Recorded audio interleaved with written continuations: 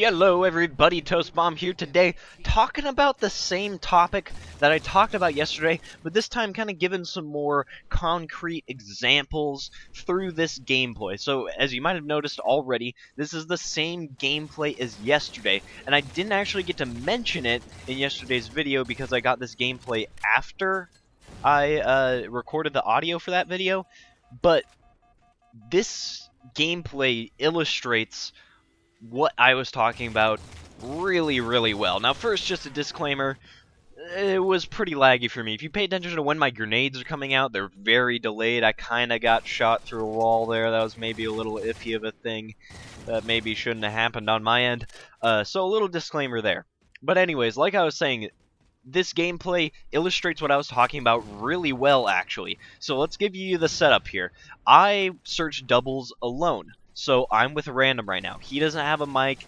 We're not communicating at all. Absolute zero communication going on. But the other team does have mics. They're a team of 2. So, they're communicating and sticking together really well. So I try to stick with my teammate kind of like I was talking about in the video.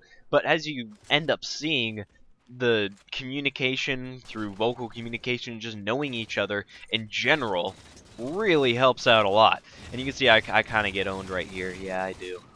Ouch. But I do get team shotted there as well. You could see that teammate came up with backup instantly for his friend.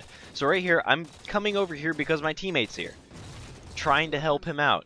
He ends up dying. Don't know why he ran away. That's kind of the whole theme of this whole gameplay that ends up happening, is like, well, what are you doing, teammate? Why are you running that way? So I try to stick with him as best I can. Right here, this is pretty good. I run around the other side. You can see I didn't go up the ramp with my teammate there. I let him distract that guy, pulled around the other side, although somehow my teammates still ended up dying. I'm not really sure how that happened. Now, right here, this was just unfortunate. I was hoping that the sticky launcher thing would land right next to me, but it lands way out there, which I was worried about actually doing when I actually did that. And then that guy actually has a really good flank around the side. He knows his teammates there. He comes around where we are while we're completely not paying attention. So that was a really good play on the enemy's part. Now, right here, I'm paying attention to my teammate, and I understand that he's with me. I'm thinking this is a pretty good situation. I got my teammate right next to me.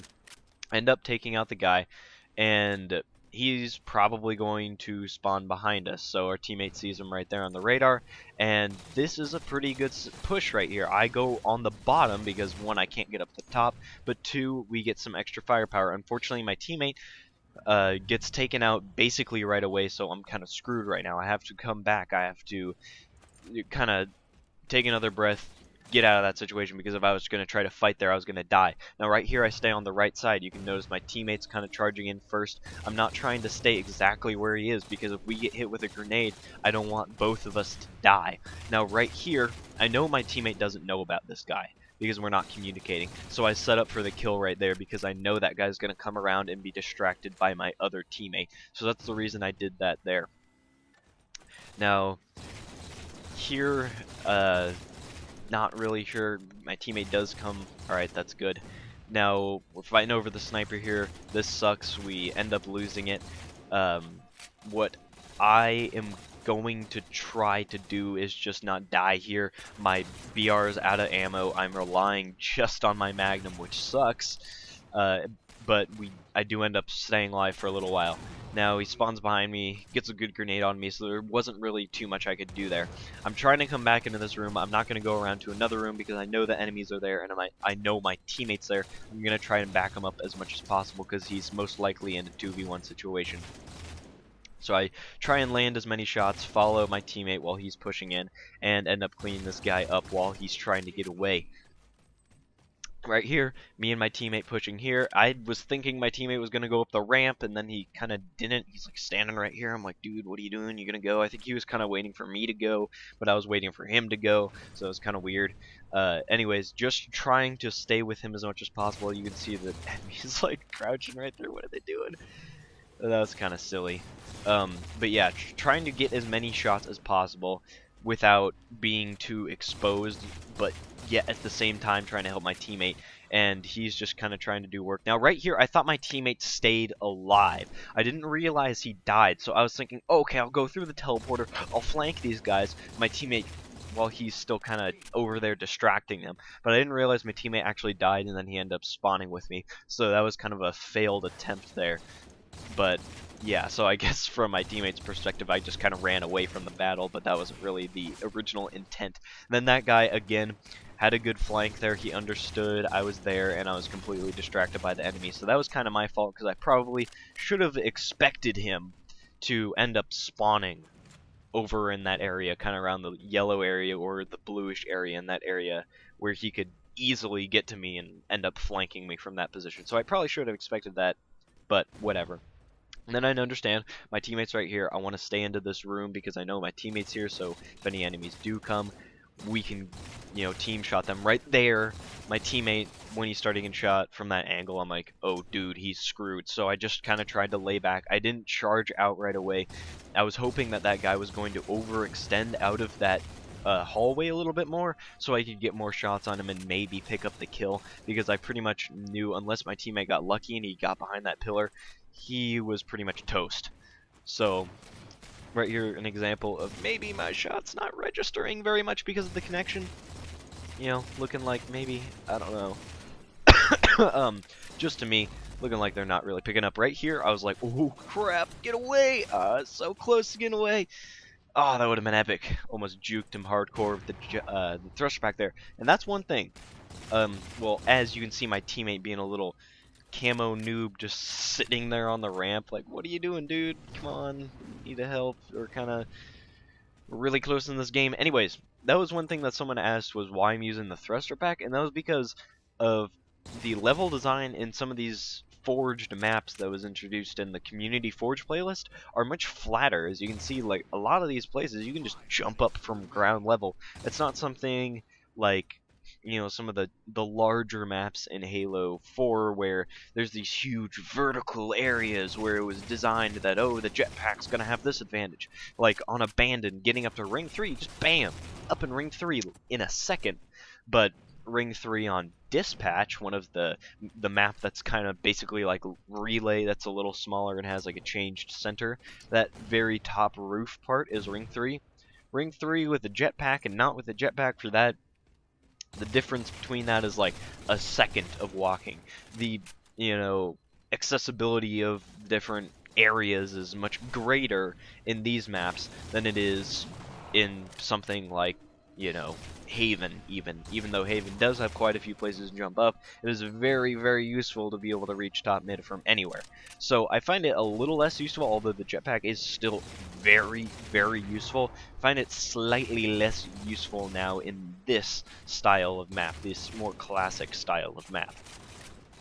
So, as you can see here, a little bit of a standoff here, and I'm just going to sit here with my teammate, because if I try to go anywhere else, like, he's just gonna get rushed and go 2v, like, get a 1-on-2 fight, and that's just no good. Right here, I do almost get taken out by that guy. I'm low shields. So, that was maybe a little bit of an iffy play, and I was gonna flank around here, but my teammate ended up dying, I guess. I was hoping that he was gonna stay alive, and I could flank that guy with the sniper, but it ended up that he, I guess, pushed in and ended up dying or something like that, and it didn't really work out. I do end up getting that guy, and then there's just like this dude crouching next to the teleporter. I don't know where he came from. I don't know if he spawned there or if he came through the teleporter. I don't know. Anyways, what I'm thinking about now is trying to get to the center so that we get the push on them. We get the jump on them, and they don't get the jump on us, because that's been the problem in this game so far, is a lot of times they get the jump on us, and we don't get the jump on them. So we're down shots from the beginning, which is really bad because, you know, they obviously have the team shot advantage and all that. Right here, I just tried to sneak around. This was a really bad, right after I did, I was like, what was I doing? I knew there was a guy right there, and I start shooting the far guy. As soon as I turned that corner, I saw there was a far guy. I probably just should have backed out, because I should have known that as I started shooting, that was just going to be a 2-on-1 battle instantly. Like, that guy's going to... hear me, see me, whatever, and he's gonna turn around. There we get double naded. So there's an example of getting double naded. It sucks, which is why you should try to spread out. The reason I jumped back on that platform was to finish up the guy, and I knew if I wasn't going to jump out to finish up that guy, which I was in a pretty good position to do so, I basically was not going to kill him, and it was a weak guy, and I knew my teammate, he doesn't know where he is. Here, I'm going for the sniper. I'm trying really hard to get the sniper. I end up getting it, although I do choke with it pretty hard, not gonna lie. Do miss, like, 8 shots. Kinda sucks, but it was potentially a game changer. If I did not choke with it, 3 kills could have been a definite possibility. So I really wanted to get that last sniper. I was kind of hanging out in that area. I honestly should have been, but wasn't timing it that entire time. So I ended up not really knowing when the snipers were coming up. But, yeah. Anyways, that is kind of hopefully shows a little more of what I was talking about yesterday, how I'm trying to stay with my teammate sort of and get some good positions with him so that hopefully we just happen to end up team shotting because we're not communicating at all. But it does show that, dude, if you're on a team with somebody that you know and you're communicating, it reigns supreme. There is nothing better than having a full team of 4, full team of 3, whatever playlist you're going in, that is the max party size. If you have all those people communicating and know each other, you're just going to win pretty much regardless. So anyways, that's it for this one. If you liked it, you can leave a like or a comment, or you can subscribe because I post new Halo videos every day. Anyways, thank you for watching. See you tomorrow. Bye.